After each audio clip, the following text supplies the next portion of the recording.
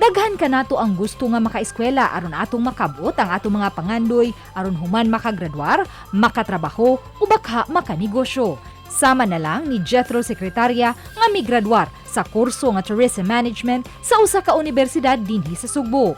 Apan inay nga mupadayon siyang pangandoy, iyang gipili ang simple nga kinabuhi sama sa pag-uma. Ug ngano kaha, ato kining sayran, pinaagi sa atong pagpakikinabi kaniya dinhi lang sa GMA Regional TV Live.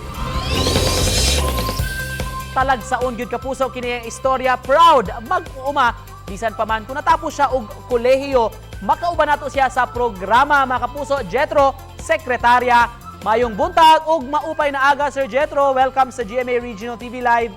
Sir, what makes your morning productive? Maayong buntag po din mo diyan. Hanggang salamat na oportunidad sa sayo sa kabuntagon.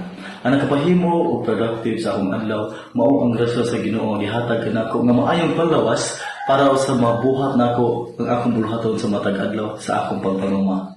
Why do da kinahanglan gyud animo sir kay you have a long day ahead of you isip a farmer. But sa di pa nato nahisgutan Jethro, let's talk first about your course nga nahuman nimo sa kolehiyo. Can you share to us this one? Well, let's talk about my profession. Nag-graduate ko kasama ko sa samang tunghaan sa gigraduatean sa akong mga igsuon. Nag-graduate ako sa Cebu Normal University, Balangban Campus sa kursong Bachelor of Tourism Management ni atong year 2018. How about sa imong mga igsuon? Unsa may trabaho panginabuhian nila karon? Ito na ko'y tulo ka mga igsuon. Ang among kamagwangan, napektuhan po sa pandemya, nabutangan sa akong trabaho. So, nangita siya alternative way to earn is so siya online selling og mga kakanin. Karang La Merienda Nativa. Kaupa ng iyahang partner sa negosyo. Ang among kaduhang nga nga lalaki, ang usa karon ka loan processor sa Rafi Microfinance Balangban branch.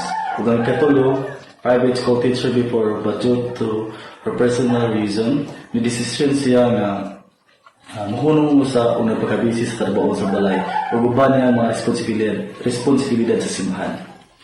Ikaw isip college graduate, Sir Jethro, wala ba kami suway og trabaho pang-apply nga align sa imong kurso nga natapos? As a tourism graduate, gusto ko kung trabaho in hospitality industry. O sa pag-graduate ako pag 2018, may school ako o food and beverage attendant sa Magsaysay Center for Hospitality and Culinary Arts, which is aligned ako sa akong course. Nag-graduate ko pag last January 2020 and mapalit ako pagbalik sa unang hotel na akong gadgetihan. Apan may abot ang pandemic, kung gusto sa pinakadako nga epekto sa pandemya ang hospitality industry. Musa mag-listen na niyo o pang-apply kay tungod sa mga pahitabo. O sa ditong nga higayon nakita nako nga usa nga wala maapektuhi kaayo sa pandemya mao ang pagpanguma. Musa ni change ako o ang path nga gisubay kung nipili ko sa pagpanguma kay dili man paglayo kanako, dili ko nako ilisod og pag-change kay naara naman ako sa una pang panahon nga wala pa ko nagplano og trabaho og lain.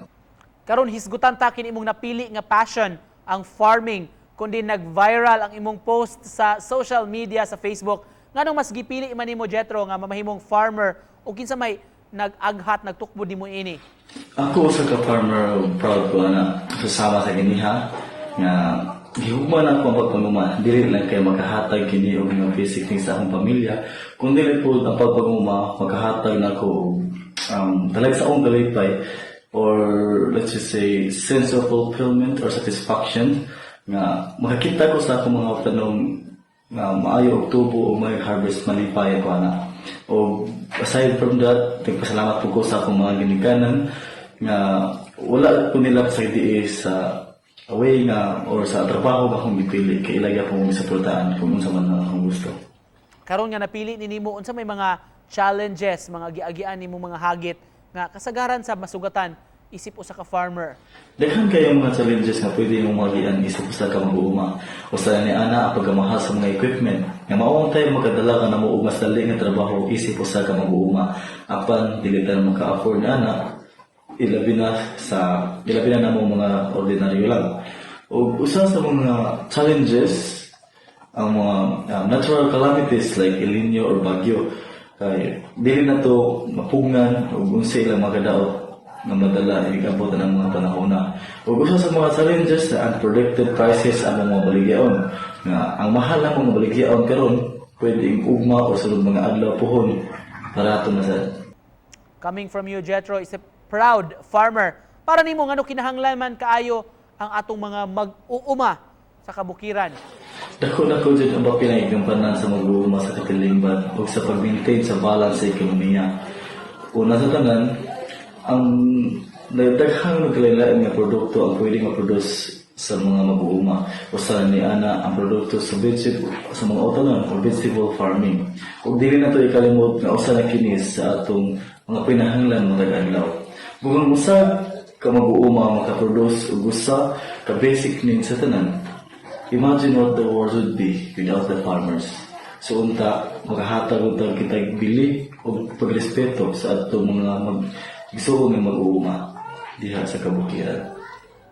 Daghan gid kayong natandog sa imong istorya.